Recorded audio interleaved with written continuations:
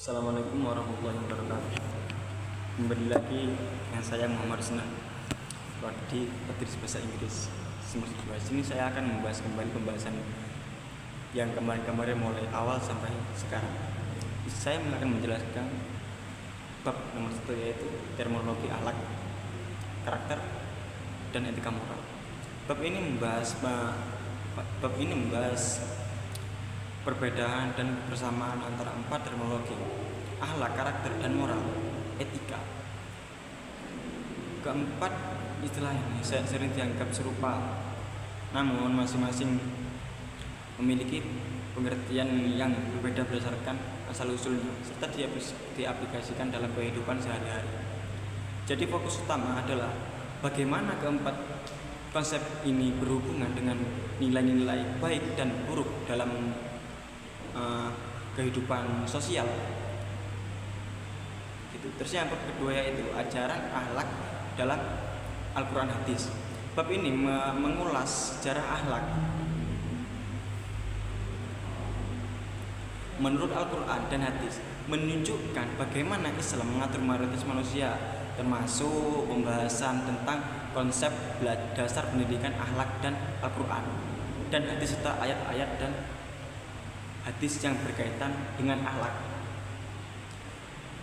Lanjut kembali kepada bab 2. Nah, di sini bab ketiga membahas tentang standar baik dan buruk akhlak berdasarkan Al-Quran, etika atau filsafat moral.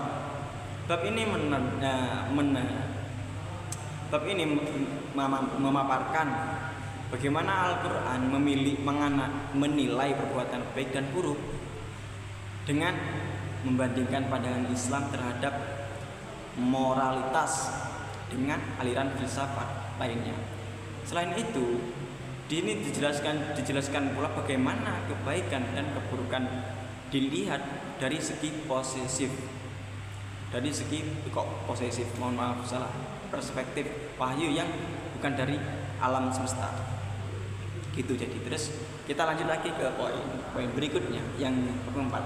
Bab keempat ini menjelaskan tentang perkembangan pemikiran akhlak tasawuf, akhlak dalam Islam. Bab ini membahas sejarah dan perkembangan pemikiran akhlak dalam Islam, termasuk pengaruh filsafat Yunani juga.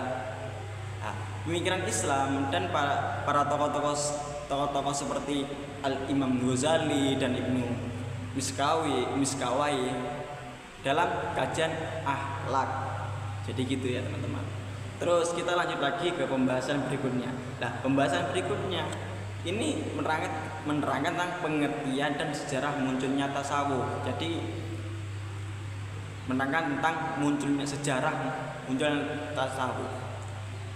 Bab ini menjelaskan pengertian tasawuf dan sejarah kemunculan dalam Islam. Tasawuf digambarkan sebagai konsep yang berkembang seiring waktu dan diadopsi oleh umat Islam melalui berbagai pengaruh luar. Oke, terus kita langsung ke bab selanjutnya. Di sini saya menjelaskan dasar, tujuan, dan manfaat ilmu tasawuf. Pembahasan yang mengenai sumber ajaran tasawuf. Ini tujuan tasawuf untuk mencapai kesucian batin dan memanfaatkan ilmu tasawuf dalam kehidupan seorang muslim untuk mencapai kedamaian dan ketenangan batin. Jadi gitu teman-teman, yuk kita lanjut lagi. Bab yang selanjutnya yaitu menerangkan tentang mazhab atau aliran.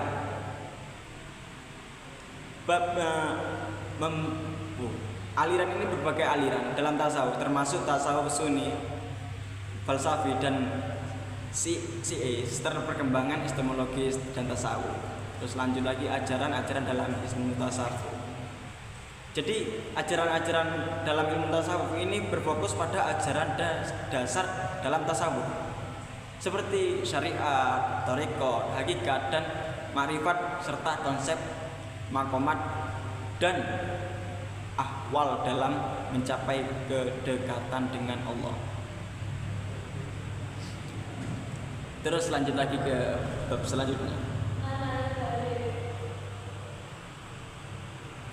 Bab selanjutnya yaitu membahas pengertian sejarah dan aliran tasawuf. Mohon maaf ya. Jadi bab yang 9 yaitu menjelaskan tentang pengertian sejarah dan aliran tarekat. Bab ini mengulas pengertian tarekat, sejarah perkembangannya, serta berbagai macam-macam tarekat yang ada dalam tradisi tasawuf. Yuk kita lanjut lagi ke bab selanjutnya, poin selanjutnya. Di sini hubungan tasawuf dan pendidikan. Jadi bab ini mengaitkan tasawuf dalam dunia pendidikan yang menggambarkan bagaimana nilai-nilai tasawuf terdapat diterapkan dalam proses pendidikan untuk menciptakan generasi yang memilih karakter dan akhlak mulia. Jadi setiap bab memberikan wawasan mendalam mengenai hubungan antara akhlak dan tasawuf serta penerapannya dalam kehidupan sehari-hari, baik dalam konteks individu maupun pendidikan. Cukup sekian dari saya. Apabila ada banyak salahnya, saya mohon maaf sebetulnya karena saya di sini masih belajar.